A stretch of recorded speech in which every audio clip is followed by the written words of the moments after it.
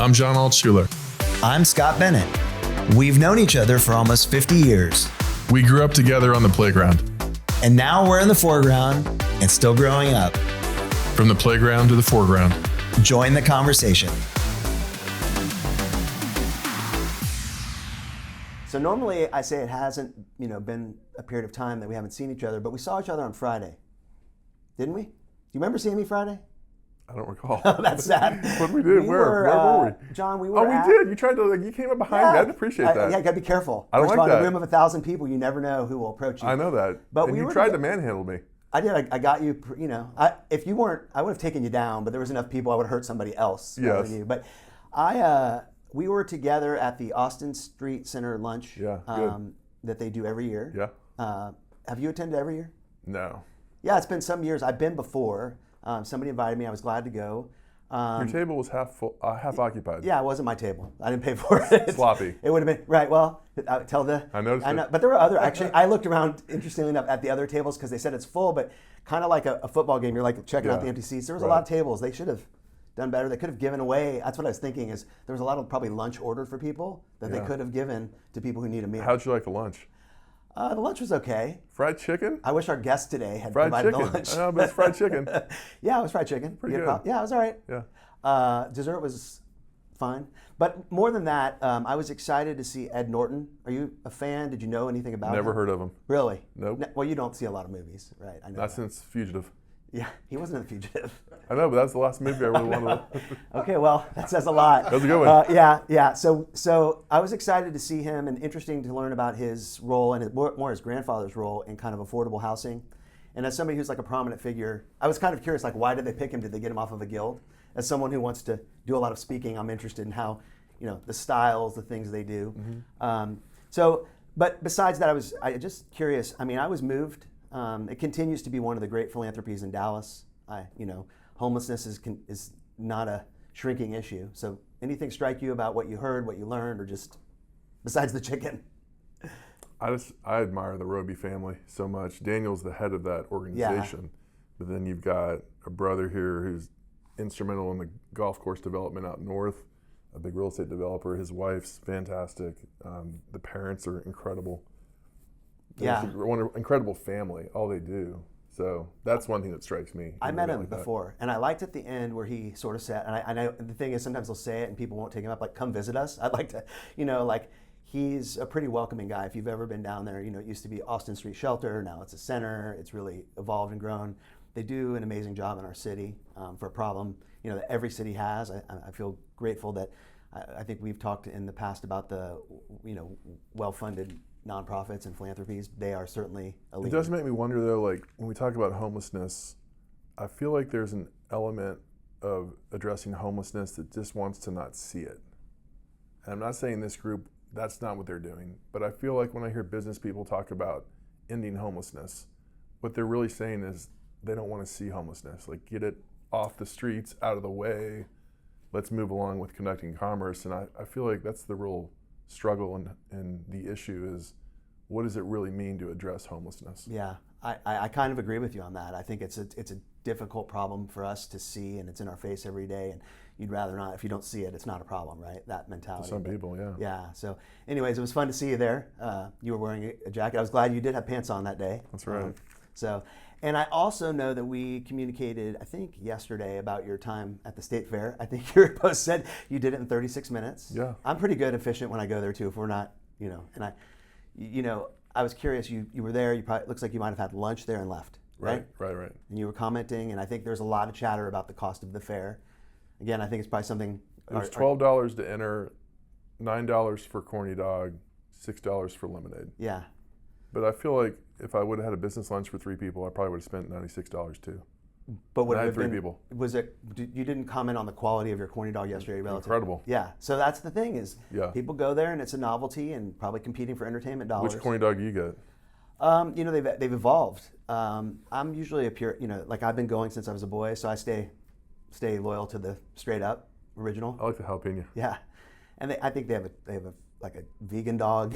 I think They do. They have about 4 or 5. I know they do. Varietals. I'm not doing yeah, that. I know, but it's just funny. And I have a friend that is involved, Isaac Russo, who's a friend of mine, who's done an amazing job. He tends to be every year in the food awards, the Big Tex Awards. And it's amazing the things that they create. I have heard from others that this year is the best year for food. Another thing we should definitely talk about with our guest today. But I was a little sad when I read your text because you were in and out. I think I saw somebody else posted that you were there. And you mentioned somebody went and what they spent. And I've always thought, gosh, it's real expensive. When I had kids, I had to sort of go deep into the wallet. Yeah. But I feel like you might have missed something. So I brought something for show and tell just in case. Something that I thought. A big doll?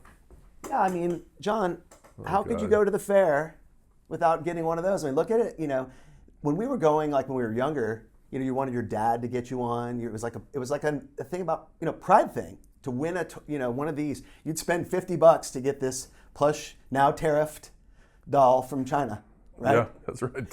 Heavily tariffed. Right. This thing is heavily tariffed, so it's more valuable this year. That's true. Yeah. Thank you. So I just thought, yesterday, I thought you might have missed something. I haven't been yet. In fact, we might go tonight.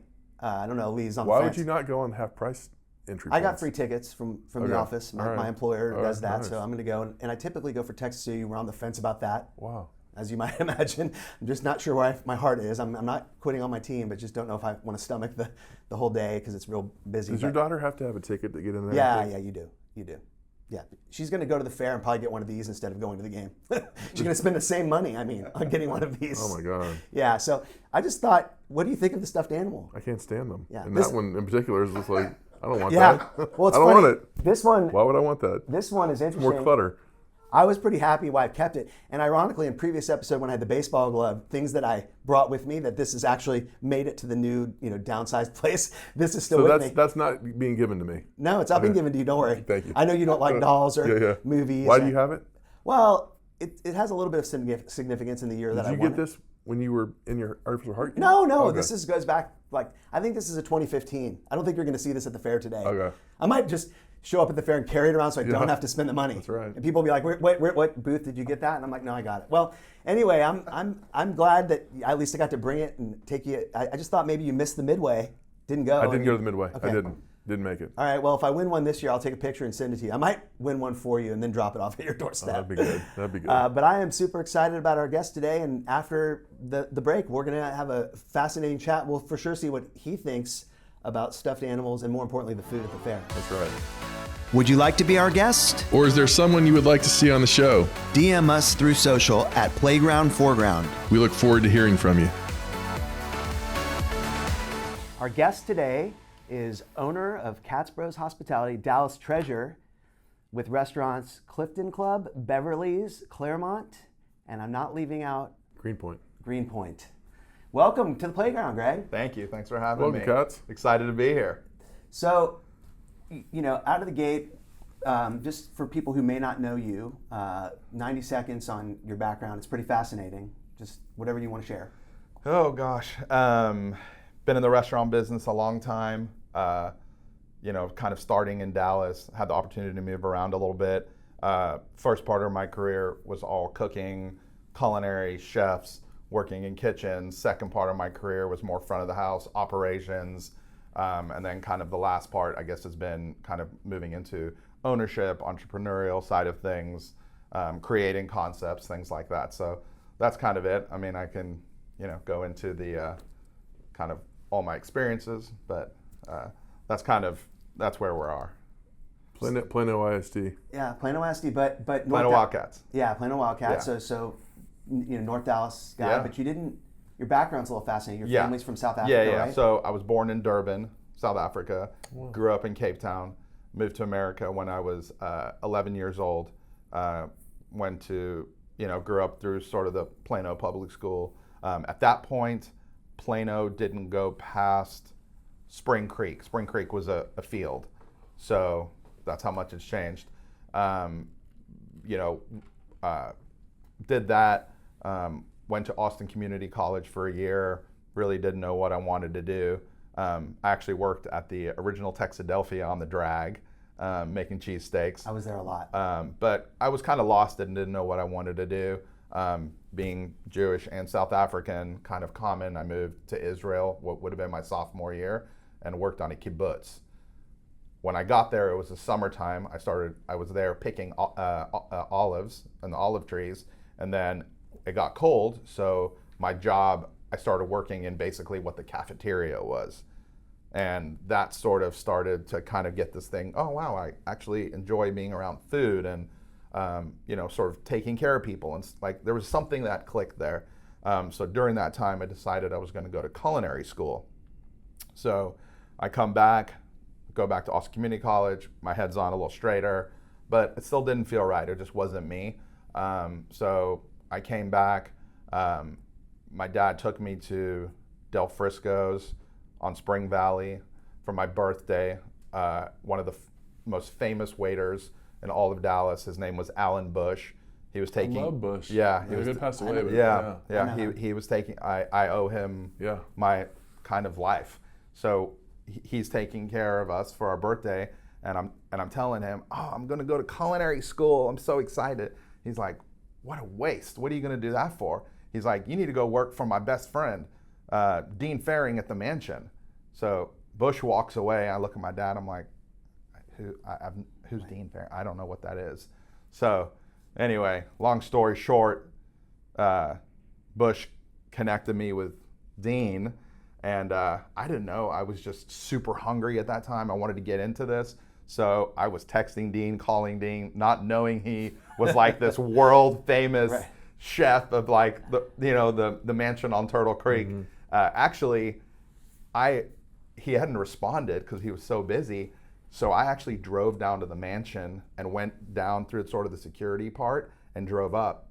And I wasn't paying attention. There were black Suburbans all over the place.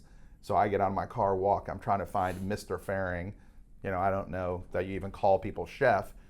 And basically security is like, you can't come anywhere close. The president was there having lunch at the mansion. Wow. Yeah. So, but yeah, I worked with Dean for 5 years at the mansion. Incredible. We can get into that if you want. Met Nick Badavinas working there, who owns Town Hearth, Neighborhood Services, all that stuff. I left the mansion to go work at Consilient with Nick and Tristan. Did that for a couple years. Had the opportunity to move to New York. So I spent 3 years in New York. I worked at the Carlisle Hotel as a chef. And then I worked at the original Il Mulino in the Village. There is only one Il Mulino. All the other ones don't compare. This thing was fully Italian run by the family. It was incredible, one of the most incredible experiences of my life. This was, early 2000s in New York. Mm-hmm. It was absolute insanity. So did that, and that's really where I came into the front of the house, because now at this point in my life, I've been in the business 10 years or whatever, and I'm like, okay, I want to open up my own restaurant, not knowing how hard it was, but that's what I wanted to do, and that's where I came from the back of the house to the front of the house. So I was a sous chef at the Carlisle, and then I became front of the house at Il Mulino, worked there, and then got just kind of burned out in New York, broke, 90 hours a week working. It was just insane. Came back to Dallas, helped open all the Fireside Pies with Tristan and Nick again. Then we opened Victor Tango's. I opened that. I ran that for 5 years. Then our company joined forces with the Headington companies down here at the Jewel, where John and I started to connect a lot more. And I was food and beverage director, and then I became general manager, one of the general managers of the hotel, and then did that for a while. You were good at letting me call my own shots over there. Definitely. Yeah, I appreciate what was that. it? Iced tea? Whatever I wanted. Like John and his iced tea. Just give the guy what he wants, right? And then, I did that for a long time, and then just sort of the entrepreneurial burn inside me, I just couldn't, I couldn't hold it back anymore. It just it's sort of like the wings were breaking off. So I had to make the decision to, go do my own thing. What year was that? So that we opened Beverley's 6 years ago. So that was when I made that decision to leave, was 7 years ago. So Bev's has now been open 6 years. Crazy to think about that. Feels like yesterday, and it also feels like 20 years ago. I feel like it's been here longer, which is more of in a complimentary way. That was always the goal, and sort of like where my mind was at that time was, how do we create a neighborhood bistro that is timeless, that will become classic, that will become an institution. Don't forget what Fitzhugh Avenue looked like when we did this. Yeah. I feel like you took the old zipper space. We took the old BJ space, Okay. which is across Yes. the street, Oh, okay. and there's tons of Oh, that's right, awesome that's right, stories, that's right, and we've yeah. done like, and that's honestly that's part of why I loved it, because it was gritty, it was different. You know, I knew it was sandwiched between Uptown and Knox. It was really the only undeveloped street, you know, so I was like, it was that close to Yeah, the M Humpart. streets and all of East Dallas. It was close to all of Uptown. It was close to Knox, and it was so close to Highland Park. So, you know, it was kind of like, let's just do it and not F it up. Yeah. And you know, we have some really great partners and investors and stuff that are massive cheerleaders for us. So that kind of helped the whole thing. But, you know, that's kind of what it's turned into. Then we opened Clifton Club. That's now been open 3 years, neighborhood cocktail lounge. And then we opened Greenpoint, which has been open 2 years, sort of seafood restaurant, seafood brasserie, seafood and oyster bar, kind of all, you know, somewhere between. It's kind of a mashup. I mean, honestly, there's Gulf Coast there, there's East Coast there, and there's sort of like a kind of French brasserie feel to it, as well as like inspirations of South African things. And then, you know, years ago I lived across from Ball's Hamburgers at Midway and Northwest Highway. There was nowhere to go over there. The restaurant changed over a couple times. I had the opportunity to take a shot at it, and we got it. So we opened, less than a year ago, we opened Claremont Bar and Grill. And that's right there at Balls? That's right there, yeah. Yeah, it's good. Also, I will, I'm not sure if you guys know, so Beverley is my mom. Clifton is a beach in Cape Town, South Africa that I grew up going to. Greenpoint is where my grandparents lived in Cape Town. If you've been to Cape Town, it's the red and white lighthouse. It's the oldest lighthouse in all of Africa. That's in Greenpoint. And then Claremont is where my dad's parents lived. You know, That's so. awesome. Did you go to Balls? Yeah. Did you go to Balls? Yeah. Did Yeah. y'all like it? Yeah. I mean, I thought Balls was great. yeah, I mean, and I think, you know, nostalgic, obviously, the little leaguers, all those things. Golf's before that. Yeah. Yeah, but I mean, why can Balls? Why do we not have restaurants like that anymore? Like, what's the issue with like what's happening in our city that? I think, yeah. I mean, we were having this conversation. We have this conversation every day. You know, I think the restaurant business.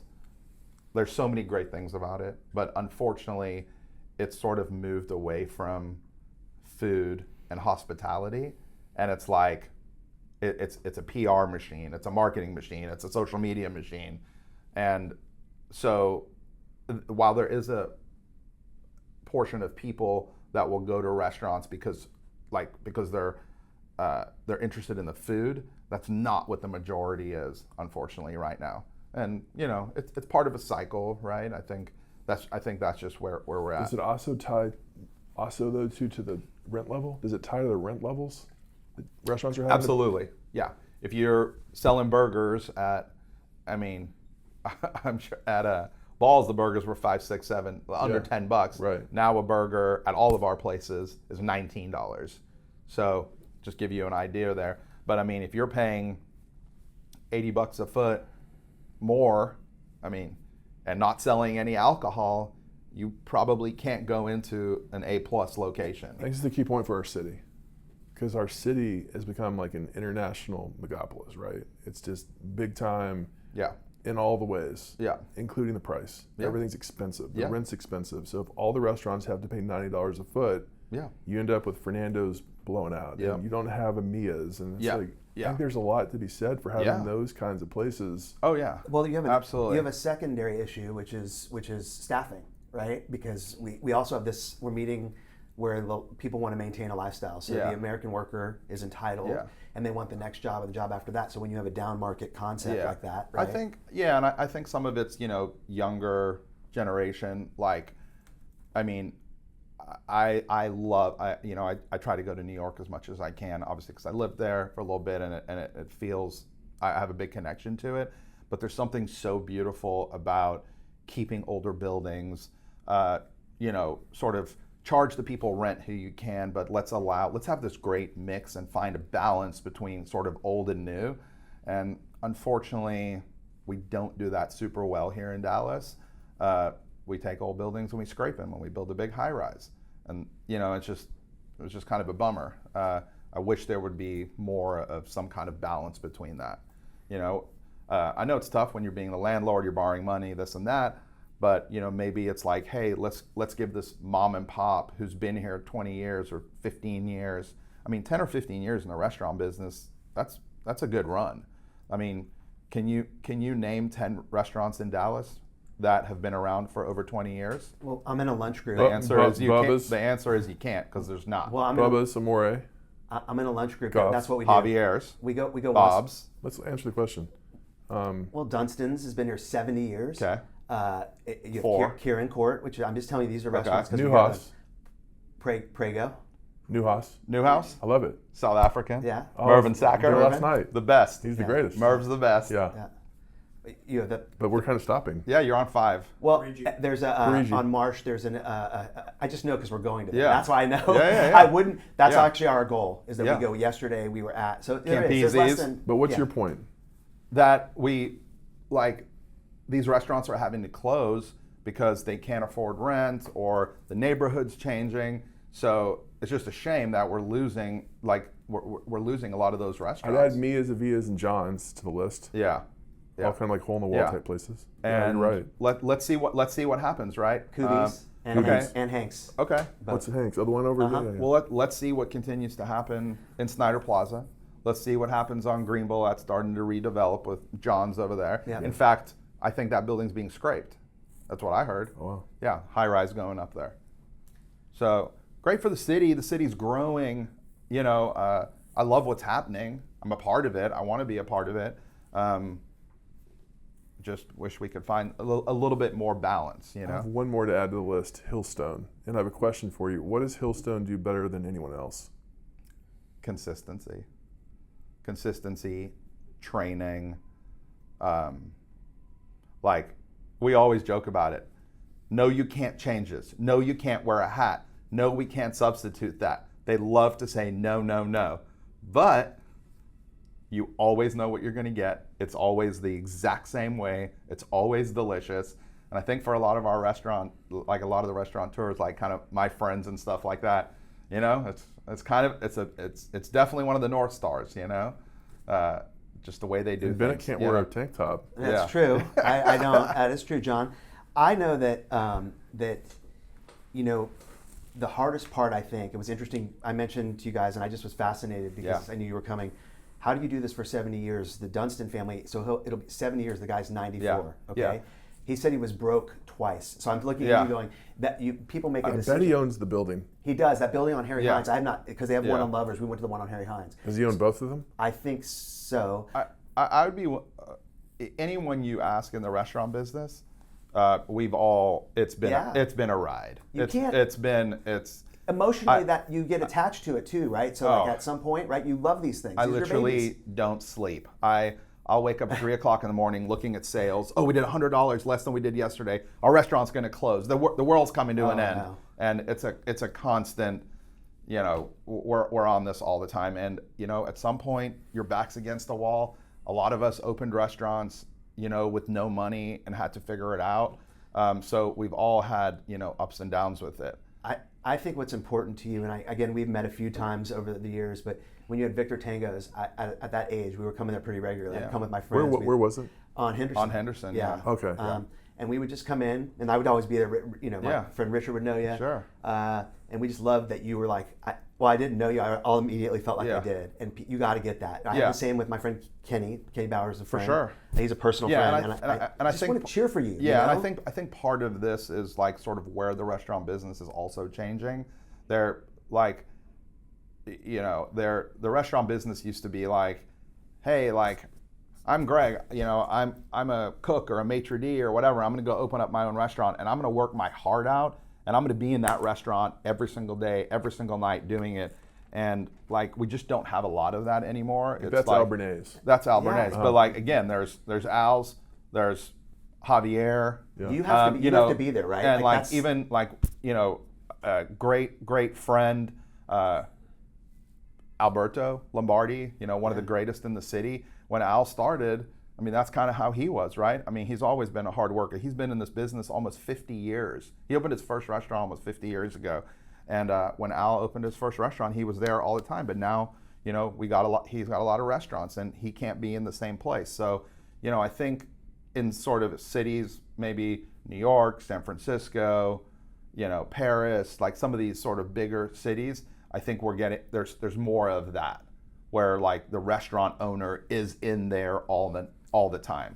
And we just don't have a whole lot of that here in Dallas anymore. You mentioned, like, you're here on a podcast, right? Yeah. And I don't know if you've done a lot of this, but you kind of have to do this, right? Like, I'm glad you're here because I'm such a fan. But, yeah, thank you. But I think the restaurant has to go to the people now. Sure. Like, the ways that you could get people word of mouth because it's become so populated with restaurants and neighborhoods. More than food and hospitality, right? I mean, remember when the Dallas Morning News used to come out on, what was it, Friday? Yeah. And it was like all the new restaurants or the new restaurant, and it got rated, and you're like, okay, that's where I want to go. Like, that doesn't, you know, people were going there because it was like, oh, this new restaurant, this new food, this new restaurant in the neighborhood, you know, that's up and coming, and it's just kind of not like that anymore. I think one thing, I've thought about this before our session. So he's in commercial insurance, I'm in commercial real estate, you're in restaurants and hospitality. And when you think about your industry and my industry, like if you look at the skyline, these office buildings, it's an inefficient market, it's hard to figure out the price. You typically have an agent who helps you navigate the market. Same as in commercial insurance, like trying to figure out what's happening without someone representing you and creating the market, it puts you at a disadvantage. Your business is very transparent and it's not opaque. Like, it's real clear what's happening in a restaurant. And your business, our business, seems like it's more predicated on identifying customer needs, listening really well, and delivering solutions. And your business is different in that, you know, the customer shows up, they see the menu, they might get some guidance, but it seems like we're in different worlds. Let's even back up for a second, because I talk about this with all my real estate buddies, right? So you guys, you have a building, you sell the building, you do the transaction, you're done, right? So for us, we go through this process of negotiating whatever, we sign the lease. We just started, we have to now operate that for 20 years, or, you know, 10 into 5-year options or whatever. So it's like our business is so different and, you know, has other challenges, right? So when we sign that lease, we're just starting. And then every single guest and every single plate is kind of different. I don't know what happened to you today when you come to my restaurant and you have a bad experience and leave us a 1 star. Maybe you got fired today and you were just having a bad day. Maybe you got in a fight with someone or whatever. So like all these little, the restaurant business is so about like humans, and it's, you know, we call it every guest, every plate. And it's, you know, like there's all these moving parts. And that's one of the biggest challenges in the restaurant business, right? Also, we have a cook, a human, cooking your food. The food that, like the piece of fish that came today is different to the one that came yesterday. So it's like the product, we're also... It's variable, right? Totally variable. Yeah, so we have all these other challenges challenges in there. You do, because you can't be at that table with that interaction on that bad day for the server that might have brought something to work, which every business has, right? Yeah. I think you're signaling to, though, it is still something central to everybody. Like when you go visit a city, nobody ever says like, oh, like this starting is like, where did you eat? Yeah. And I think The Bear, right? And other food culture, all these shows, the amount of content that's directed, including a channel on TV, you know. So I'm just curious, like, how do you think you might incorporate and stay ahead? Because on one hand, you talk about the human experience, but there is innovation, AI, is any of that? Do you think about it? I mean, look, I'm kind of, I would consider myself sort of in, you know, old school, or from the old sort of generation, and who I worked for and where I worked. And, you know, I didn't know this in my kind of story that I was telling about myself, I didn't realize until I was years in the industry and looking back on my life young, that it was kind of always about sort of food and hospitality. My parents were always hosting parties. You know, in Cape Town, we had a plum tree that I would climb up the plum tree, shine the plums, sell them to my grandparents. You know, so it's kind of always about you know, around food and beverage. So, you know, I love what we do. Like, I could never imagine myself doing I love serving food. I love, I'm food curious. I love taking care of people. I love, seeing people celebrate and how it makes people feel. And that really makes me happy. And, I can honestly say that I love what I do every single day, right?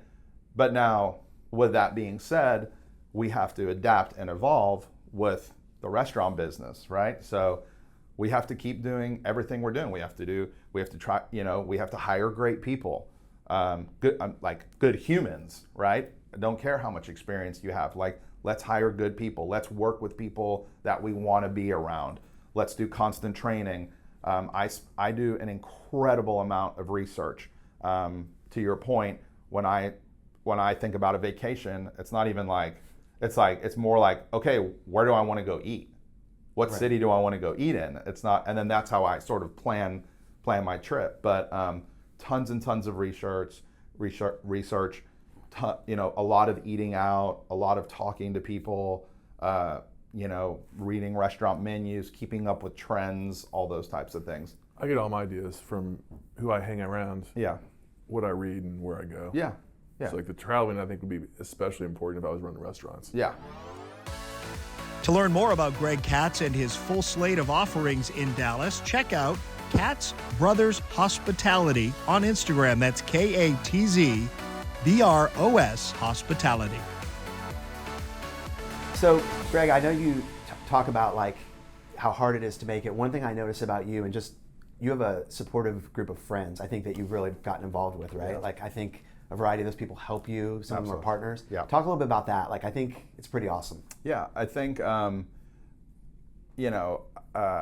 have a small group of not financially large investors, but massive supporters. And they have helped, they've helped bring so many people into the restaurants. Also, when we did go to talk to investors, we did sort of strategically talk to different people from different groups, different parts of the city. So then, with Beverley's especially, because to me, I always wanted Bev's to be this bistro that, inspired by New York neighborhood bistros, where on a Saturday night, you might have, someone covered in tats, earrings, hat on backwards, rock star, whatever, and then and then you might have the table next to them of 4 top in tuxedos that just came from an event. So that was really important, that I wanted to create that. And part of that strategically was getting different groups of people involved, and it kind of worked like that, especially kind of as I was talking about the real estate. Yeah. Bev's to me, I always thought about it as the center point of East Dallas, Uptown, Knox, and Highland Park all coming together. This was the restaurant that everyone could go to, and it felt great that way. But yeah, we have an incredible amount of friends that are massive supporters of us, and I give my cell phone number out to anyone. We did an event last night. People were like, oh, we can never get in, or we've never been before, or we don't know where, whatever it is. Here's my cell phone, text me. So that can be challenging because I'm working 24/7, but I think that means something to people. It's when they can actually text the owner, get them a table, it You've works.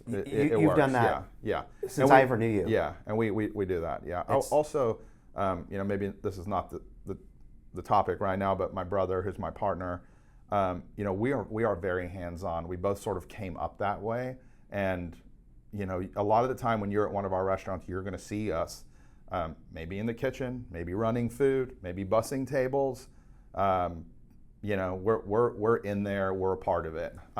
As we grow, that'll have to change a little bit. Is he older or younger? He's younger. Yeah, 4 years younger than me. Yeah, and he came up I kind of came up from the culinary background, being a cook and all that stuff, and he was straight front of the house, and he is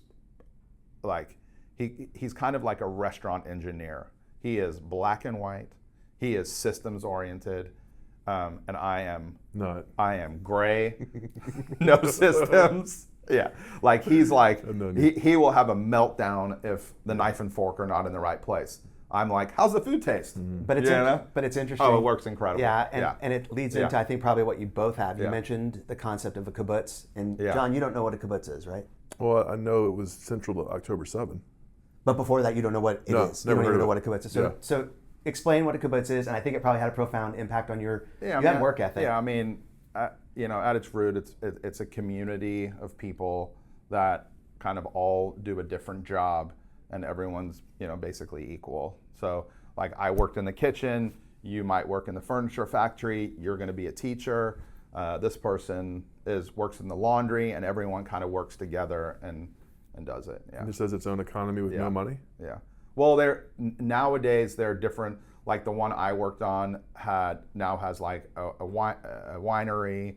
It has a furniture factory. So How does the kibbutz? How is it governed?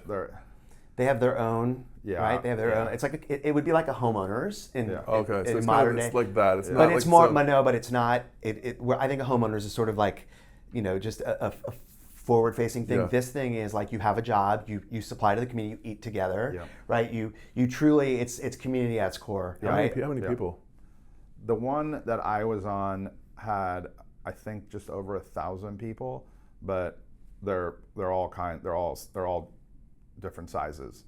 Are they all throughout Israel, or are they all in a certain region of Israel? They're all throughout Israel. I think, don't quote me on this, but they kind of started when Israel got its independence, and people, Jews and non-Jews, when I was there, you know, there was, I can't remember how many volunteers. There were 12 volunteers. I think I was the only Jewish person. It was people from Australia, South Africa, London, Germany. But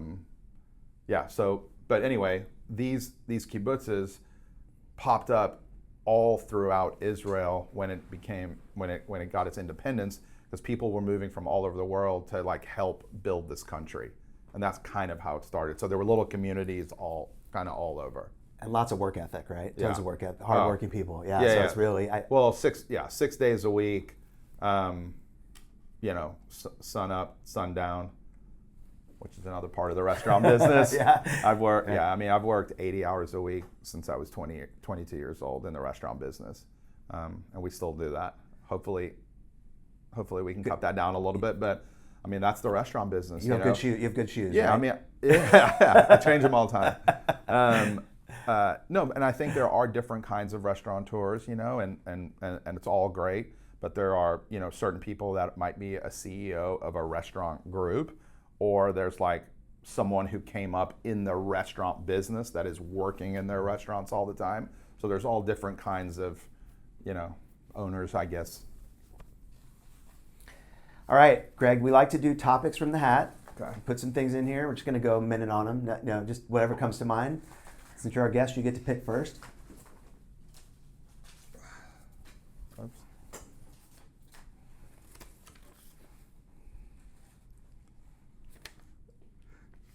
Portland ceasefire. I got nothing on it. I didn't really want to get political. I know here. you're Is fascinated it with political? I don't know. I'm glad they have a ceasefire. it. Okay. I mean, we got nothing on it. You got nothing on it. I love a guest that says I got nothing either. Great. I'm staying away from it. Don't really. Yeah. Okay. All right, let's go in. That's why we do this. John's always trying to I know. Don't go down there. Yeah, You've ceasefire. learned. Yeah, I know it. When I refused him iced tea the first time, Something did happen between us. I'm like, what and the he hell? basically like bullied me over. And Shocking. Yeah. This is the way it's going to be. Oh yeah. And the next time I was bringing him iced tea on a tray. He'll keep coming in until you give him his way, though. I just want you for to know sure. that. That's the way this works. Best restaurant space in Dallas. Oh, I got to answer that? We're all going to answer. Oh, we're all going to answer that. Oh my gosh. I don't know. But You got one? I have an idea. Yeah, go ahead. I think the best restaurant space is R&D and Presence Center. I think it's beautiful on the outside with the mid-century, yeah. and it comes into the inside the same way. They bring in natural light with that clear story glass at the top. Yeah. That's fascinating. It's really And then beautiful. if you're yeah. someone who likes to know who you're around, Yeah. the restaurant subtly has several levels yeah. that allows you, no matter where you're seated, Yeah. to see the entire restaurant. Yeah.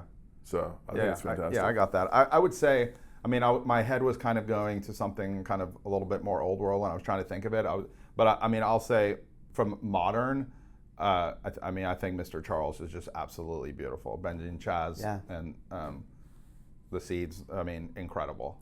And I think it's awesome. They do I'm so excited that they did that level of restaurant that, you know, compares to all these like out of town big name restaurants that are coming. Love those guys. I'm going to give a shout out to a newer restaurant, Via Triozzi. Yeah. I think she's doing a good job. Lee's awesome. Yeah, We really worked wonderful together person. for years. And I think her upstairs space that she spent a lot of time on, that view of downtown is pretty great. Yeah. Where is it? On Lowest Greenville, right at like Ross. She's across from John's. Oh, really? Okay. Yeah, Kind yeah. of. Yeah. All right, I'm going to pick one out. Oh. Matzo ball or golf ball? Matzo ball. Golf ball. Matzo ball. All right. There we go. You ever have a matzo ball? No, don't want one. It's never too late, John. I'll try it. Is it really good? Yeah. I'll try it. It's like a dumpling. Are you kidding? We're gonna send something. Yeah. Dumpling. Are you kidding? Trust me, you're gonna Lee- you'll like it. Lee Bennett makes good matzo ball Yeah. soup. My wife. Serious. All right. AI. How are you using it? So I think big conversation here. We're using it right now, I think, for sort of social media or like trying to learn. I would say like operations, social media, sort of things that are out of the food and guest, sort of hands, and that's what I really want to focus on or learn about. Like, what can AI do, like, for the restaurant business? Not the business side of it, but like, how can it help us, gain more revenue? How can it help us make our businesses more efficient? Double-edged sword, most expensive thing in the restaurant business, food cost and labor. So like, how does it help on the labor side of things? So I'm really interested to see like where this goes. I'm not an expert on it, but it's here. It's changing. Can it help you it's order more evolving. efficiently on the food side? I mean, in a fast casual restaurant, maybe. Like, I think for us, I think it's important for us, for our servers to really like interact and have a relationship with the guests. So like the barcodes during COVID, like I don't like that stuff. Like, I want our guests to see. I don't want to do that. I meant Yeah. more like, I wonder if you could create really good data on what you're ordering and perhaps what's going to waste from time to time. Yeah. And Yeah, like, I would say yeah. that's all part of like the kind of the operation Okay. side of things. But like, I want to know more of like how it will like get like truly guest interface, not help us run our business. I have but an like idea for you, but I'm food going to and wait. guest. I'm going to Yeah. wait because I want you to test it and I want Yeah. everybody to hear. So we're Okay. going to put it behind. But I think Yeah. it's interesting. Yeah. I just thought about it. How are you using it? We use it to look at loss ratios and policies, stuff that was down market where we're having a hard time finding employees in the insurance business. And then personally, for my own stuff, I'm just looking at articles about people who do what I do and reading about successes, things that they're doing. It's in a way that I couldn't, you can really get a lot of information. So I just use it to broad reach for me. One of my friends I met recently, he lives in Houston, sent me a copy of a book by a guy named Jeff Woods. It's on AI. I got it yesterday. And so it's interesting. I started to read it, realized, wait, my YPO chapter is hosting this guy in 3 weeks. So I get to hear him speak. So I'm going to read his book, be ready for that presentation. But the way I've been using it is to shape my writing. I'm already a really strong writer. And I'm telling you, like, I dial in my thoughts to chat. We've developed a relationship. And it's really refining my writing and making it even more powerful. Yeah. I know writing's, I would I need to do more, but that's what I'm doing it right now. Yeah, I would agree with you on that. I definitely use it for that. Yeah. Like, I'll sort of type in a concept or a city or whatever it is, and then really kind of go back and forth with chat and like almost just really see all the information that's out there. You're not paying for it yet? When you say go back and forth, No. does it ever tell you, hey, you've done enough today, you need to wait 12 No, hours? Okay. I'm not there yet. Okay, man. You must be using it a lot. Yeah, it's on the free version. Yeah. Yeah. All right, the last topic, fusion. I can start, but I mean, do you want me just to say what I think it is? Sure. I think fusion to me is as I think about it in restaurants, is the merging of different cultural concepts in a menu. Yeah. I mean, I see a lot in San Francisco. yeah, I would say the same thing. I honestly, I see it a lot too, but I think just a little further on that, as it gives someone like you a chance to be creative, like in a way, like you talked about just the seafood, East Coast, Gulf, right? Yeah. Like if you take two very different things, I think you've done a good job. Like, you bring in matzo ball soup, and then you bring in, a cheeseburger. I think it definitely works, but it can also it can also sort of not work. I mean, there are restaurants that have, everything, they have a burger, they have pizza, and they have cotton candy. Like, that's not my kind of restaurant. But the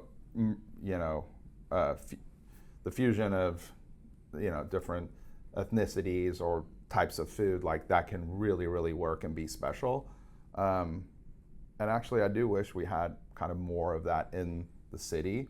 There's a lot of restaurants that are inspired by other things, but I think we have a lot of like pretty, and our restaurants are too, like pretty straightforward.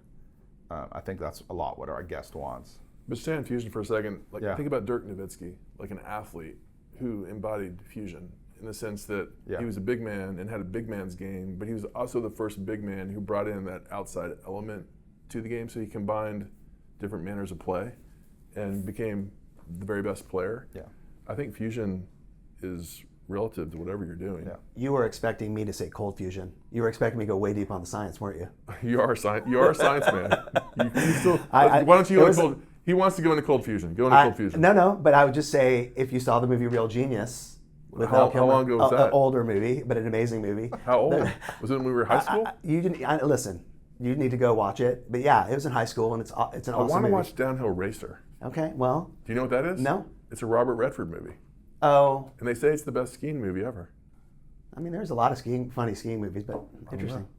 Well, Greg, it's been incredible to have you join us, and I, for one, have been a fan. I know John has been a fan. I will be a bigger fan now, just to get to visit with you again. Yeah. I've always, and I like many people, I'm going to be cheering for you, supporting you, sending people. So I will text you. He will send you a lot of people. Thank you. I'm a big and grateful for our shared friends to make this happen. But one thing I learned from you today that I did not know is just the incredible way that you've paid respect to your family with the names of the restaurants. I think I'd heard it, but sharing that is a testament to where you come from as an immigrant to keep that alive. So really impressed by just that tidbit today, and thanks for joining us. Thanks for having me. It's been great. Thanks, guys. Yeah.